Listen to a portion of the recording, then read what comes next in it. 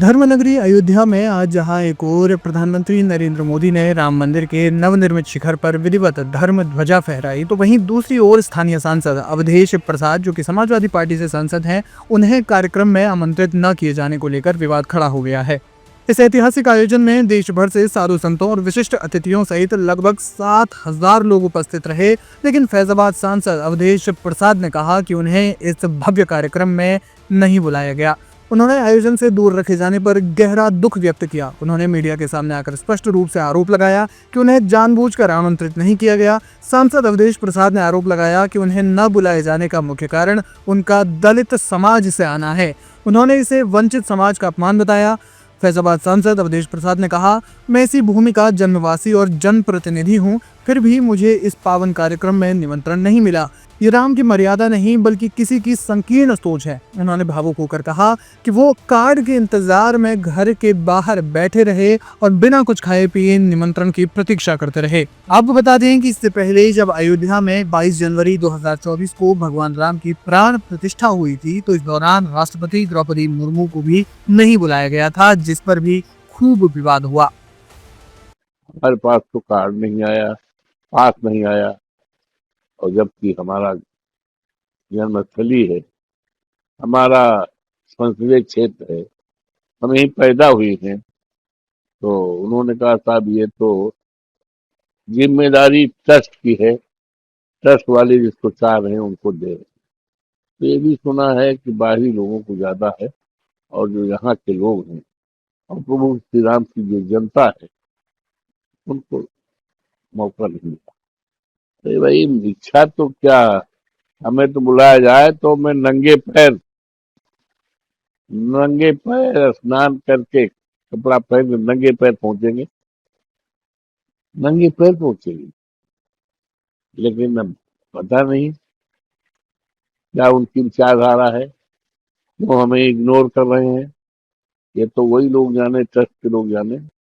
जबकि प्रभु श्री राम सबके हैं, जन जन के हैं, गरीब के हैं, कमजोर के हैं, दलित के हैं, सबके हैं। प्रभु श्री राम में के राज में कभी डिस्टिंक्शन नहीं था, कभी भेदभाव नहीं था, सबको माने।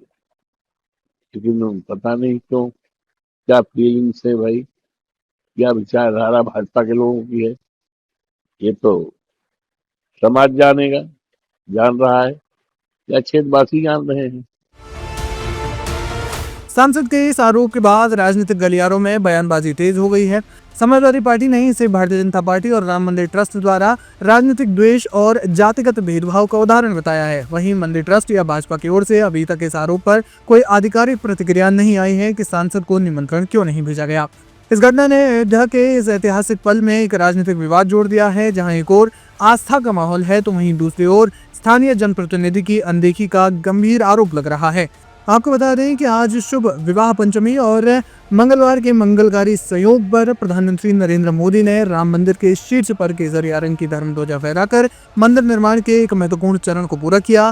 ध्वजारोहण अभिजीत मुहूर्त में संपन्न हुआ और इसे मंदिर के निर्माण कार्य की पूर्णता का प्रतीक माना जाता है। फिलहाल फैजाबाद सांसद अवधेश प्रसाद ने क्या कुछ कहा, वो आप पूरा सुनिए। समझना चाहिए भाई, ये ट्रस्ट के लोगों को, भाजपा के लोगों को, जो अपने को अधिकारी मानते हैं कि राम हमारे ही हैं, यही तो बात है ना। जो राम पर एकाधिकार मानते हैं, ये तो उनकी सोच होनी चाहिए। जबकि राम किसी एक के नहीं है, राम तो सबके हैं, हमारे भी हैं, आपके भी हैं, इनके हैं, सबके राम हैं। लेकिन ये तो कि राम हमारे ही हैं, राम को दर्शन के हम ही हकदार हैं, ये सोच भारतीय जनता पार्टी की। देखिए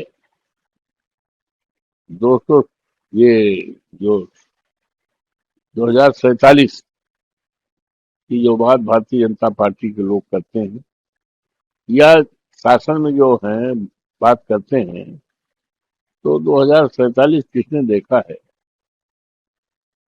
अगर ईमानदारी की बात कही जाए तो राजनीतिक पार्टियों का मैनिफेस्टो होता है, जिसे चुनाव घोषणा पत्र कहते हैं।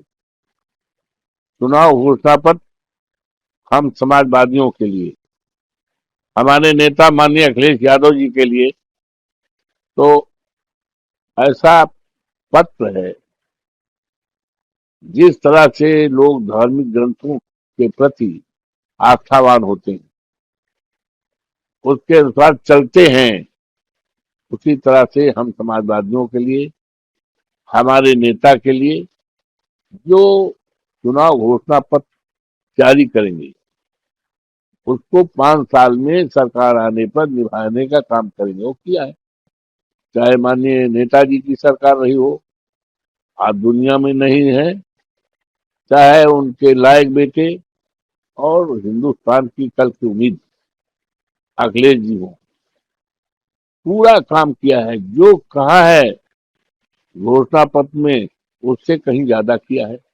और भारतीय जनता पार्टी ने कुछ नहीं किया, कोई काम नहीं किया। शानदार, आप सोचिए, किस छात्राओं के लिए लैपटॉप बांटने का काम किया है, गरीबों के लिए, इस प्रदेश के गरीब महिलाओं के लिए 5,555 लाख पेंशन देने का काम किया था। योगी बाबा की सरकार आई, बंद हो गई। किसानों के लिए काम किया था। और यही नहीं, लखनऊ से आगरा इतना बढ़िया बनाया है कि उसको ये लोग सोच नहीं सकते हैं। कैंसर इंस्टीट्यूट बनाया, ये सोच नहीं सकते। और डॉक्टर राम मनोहर लोहिया, लोहिया का जो है हॉस्पिटल, लोहिया अस्पताल बनाया, सारा काम किया है।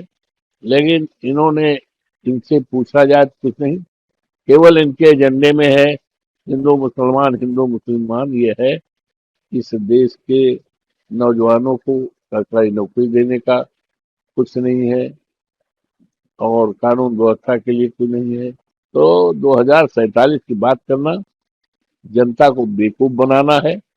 जनता बहुत समझदार है। होना ये चाहिए कि जो चुनाव में घोषणा पत्र जारी किया गया है, उसके अनुरूप काम करना चाहिए। तो उसके अनुरूप तो कोई काम किया नहीं जा रहा है। दिन अपने आप बीतता जा रहा है और जनता की समस्याएं और बढ़ती जा रही, परेशानियां दुश्वारियां बढ़ती जा रही। ये है, तो इससे देश नहीं बनेगा।